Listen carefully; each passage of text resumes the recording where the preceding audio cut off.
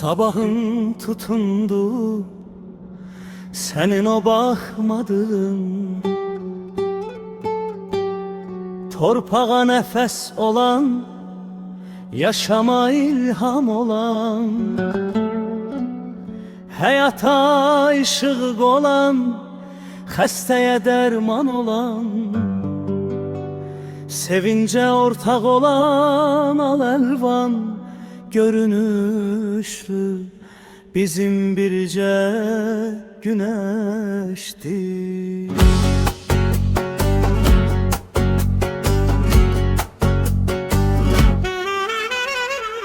Əzəmətli o dağın lap küncündə yaşayır, ömrü yelə verən qız, taleyindən küsən qız, yadlara düşmən olup doğmalardan qaçan qız, güneşi görmeyen qız.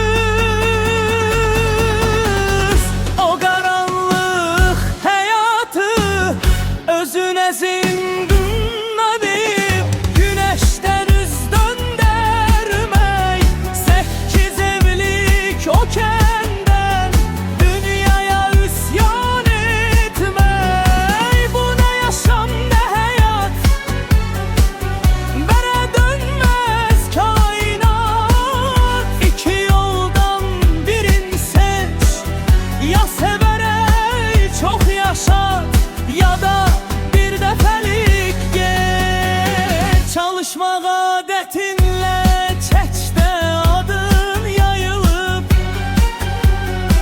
gün üfüqun saçmamış lap geceden oyanıp,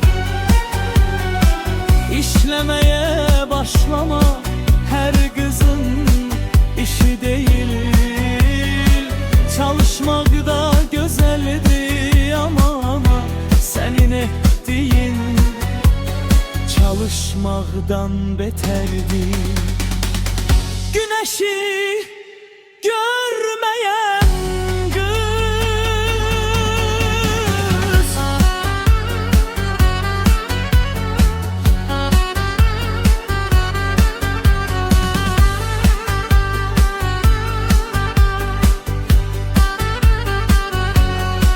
Nenem hemişe deyerdi, çok Allahsız adamsan, 3 günlüktür hayat, bu dünyada konaksan. Tek bir defa el açıp dua edeydin bari, kış içindeki ömrün görəcəkdi baharı.